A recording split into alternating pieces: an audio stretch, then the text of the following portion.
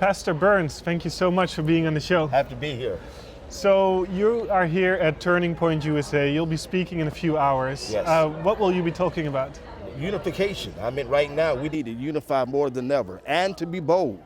I mean, right now the left is doing whatever they can to destroy what President Trump is building up and this new conservative movement, this conservative wave, and I'm excited being here at Turning Point and all these young people who are fired up about carrying on that message, continue that fire along. And so it's going to be about unification, about unifying. We got to drop this focus on racism and start focusing on, instead of what's dividing us, what brings us together and what makes us powerful, what makes us strong, what makes us the United States of America. So what is this new movement that you mentioned? How would you describe it? Well, I mean, obviously it's powered by Donald Trump. I mean, he has really, it's inspiring young people, and it's and this new movement of, and I don't want to call it a new movement of black conservatives, because black people are traditionally conservative. We've always been conservative, but there's a growing movement of young people of color who are saying, you know what, we've been used by the Democratic Party for so long. We understand that the majority of us vote Democrat, and we still do, but what are we getting out of it? And those questions are now being asked more than ever in some African American communities, more so than it has in the past. And Donald Trump has a lot to do with it, which is why the left does put so much energy and effort into pointing out issues that might appear to be racist in the media. And they're going to continue to focus on keeping people staring at what might appear racist and why Donald Trump is a racist, and not focus on the fact that black people have been voting Democrat for over 50, 60 years, but yet we're still the bottom of the financial totem pole in America. It's not because of the policies that has been led by the Democratic Party.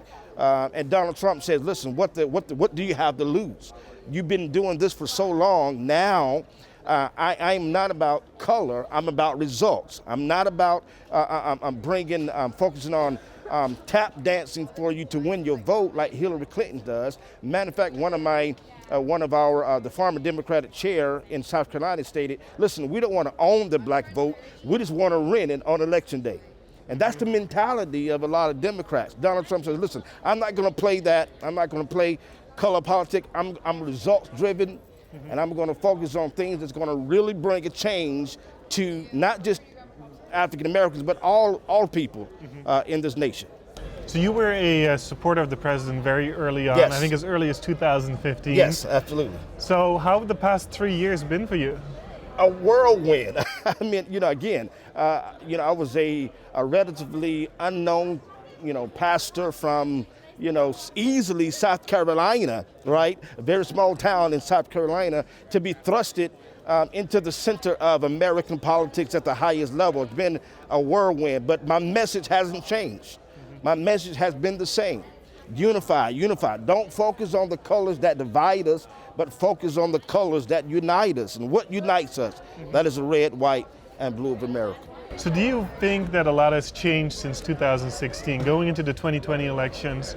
What has changed from your perspective? In reference to for example, the African American community, how they see the president and Right. his actions? Well, again, you look at the black entrepreneur. The black entrepreneur is saying, listen, what President Trump is doing is amazing. You have more black entrepreneurs who are saying, look, this is about empowering us in reference to owning businesses. The businesses, African American ownership has went up 400%.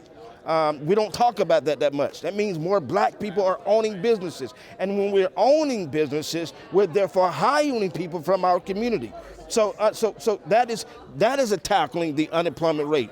Clearly, the opportunity zones is bringing in investors into some of the toughest parts of African American communities that people would have never made investments in these particular areas. President Trump has made it clear that if we're going to really drop crime rate in African American communities, if we're going to really try to tackle welfare, if we're really going to try to tackle some of the issues that are creating this division amongst, even tackling the police brutality question, it's got to be done through economic empowerment. He has done that.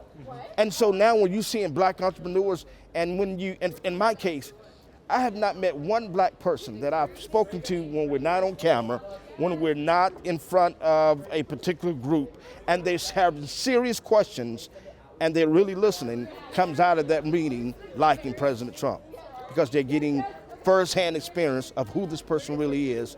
And that's what's starting to happen in this nation. That's why, again, the black support is growing. And I think this is what African Americans really need. Right now, the more that we focus as a Democrat, the more that Democrats know they own us.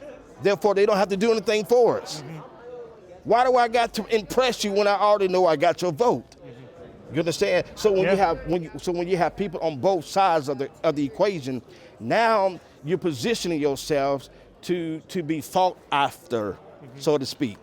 And that hasn't happened with the Democratic Party. All right.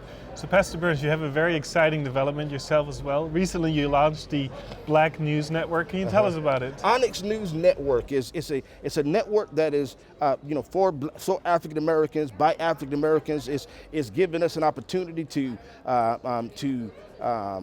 again, most of the time when black people come on television, it's a little frustrating for African Americans.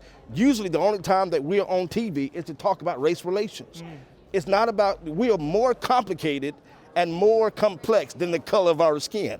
But when it comes to news media, or when it comes to the outpouring of a certain message, it's traditionally dealing with race relations.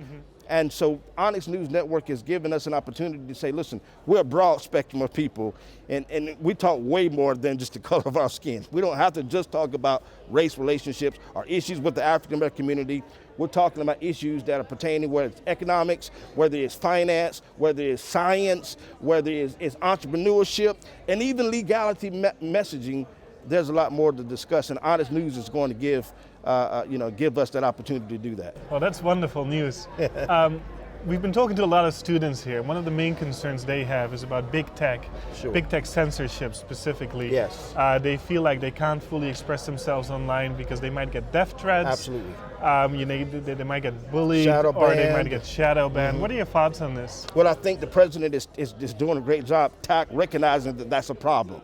And it is clearly a problem. He just recently had the social media summit at the White House, where he's brought some of the greatest social media influencers together, and we are tackling that issue right there, letting big tech know that you cannot silence our voice. We are no longer going to be the silent majority. We are the majority, and we're going to, and so we're letting you know that we're recognizing that you are silencing our voices. And if you continue to do that, there's going to be problems, there's going to be issues that you're going to have to deal with, because our voice will not be silenced. All right, Pastor Burns, thank you so much. Honored to be here. Thank you. Happy.